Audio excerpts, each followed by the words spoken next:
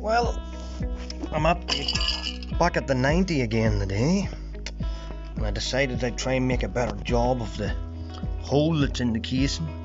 So I got this epoxy steel epoxy bond lock, and I'm gonna try and put a bit of that on it and maybe make a more permanent fix out of it. Obviously it's not gonna be a proper fix, but it'll be enough to keep the oil in the bike, and that's all we want. So I have it all stripped down here, and I'm gonna show you what the problem was, because I never showed you the last video that I posted. So just take the cog off there. Now here's the extra seal that I put in to keep the cog from going in too far, because what happened was the chain went in. You can see the groove it's made. The chain went right in there, and I have a bit of sealant on this at the minute. I'm going to scrape it off, and then I'll show you what I've done. Okay, so I took the sealant off it, and you can see the hole plain as day, just right up in there. And I'm hoping that that's not a sort of a shaft for the gearbox or something that's there that you can see poking out, because if it is, we've got a problem and it might not seal up right, but we'll give it a shot. So I'm going to rough this up with a bit of paper, and then I'm going to use a bit of this steel stuff and see how we get on. So wish me luck, guys. Okay, so this is what you get in the tube. It's just a little sort of a bar of stuff with like one compound in the middle and another compound on the outside. Don't forget your gloves. Probably not the safest stuff to be messing with without gloves. So, and what you do is you get your knife. Excuse me for getting in your way there. You get your knife and you cut a wee lump off the end, whatever amount you need. I'm not going to need a lot, so I'm just going to cut it about here, and we'll do that. I'll get back to you and I'll show you then. You mix it up then, I'll show you. Okay, so I cut my wee lump off and have it here now, and I'm going to start squeezing it together until it's a uniform kind of a colour. Really, you just keep pushing it all together, and that's all you do, and then you're ready to blob a bit on. So I'll get back to you when I have that done and I have it in on the little hole. Okay, so I've stuck it on the bike, as you can see, nice and tidy. I don't know if it's going to work or not, but time will tell. I have to admit, it wasn't the easiest stuff to put on. It's very sticky, and then when it gets into a place where there's been a bit of oil, it doesn't seem to want to stick that well. We'll see if it seals it up or not. That's all I can tell you for now.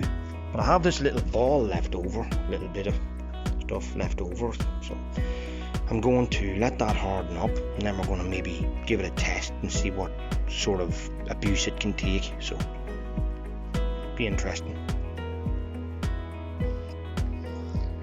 Well, I don't yet know how well it's sealed it up, but it is gone as hard as nails, really. Let me just show you the little ball I had earlier. Did you hear that? It's like a stone. Hold on, I'll find it now. I've dropped it somewhere here. It's rolling down the street here. Give me a second. It's just like a stone. Hear that? And it's actually, believe it or not, it's weird, because it wasn't as heavy when I was holding it, rolling it, squeezing and mixing it in my hand earlier, but it's quite heavy now, you know, like metal. So, well, I'm kind of impressed with that, but I know if I hit it with a hammer, it's probably going to break. You just never know. Do you want to put it to the test?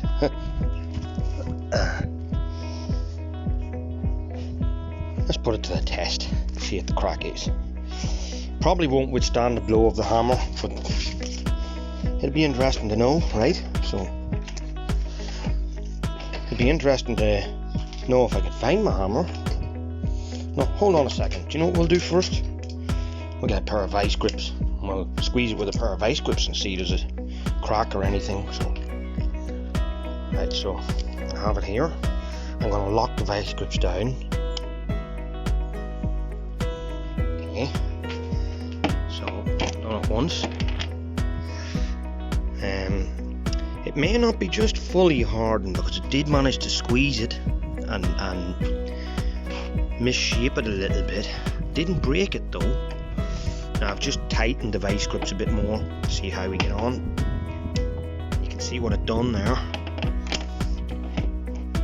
So it doesn't withstand a lot of abuse from a hammer or vice grips, but it hasn't been 24 hours. It's only been about 20 minutes, so I think we can forgive it for that for now. But I may test out another piece another time for you that's 24 hours or something done, just to see how much abuse it'll take.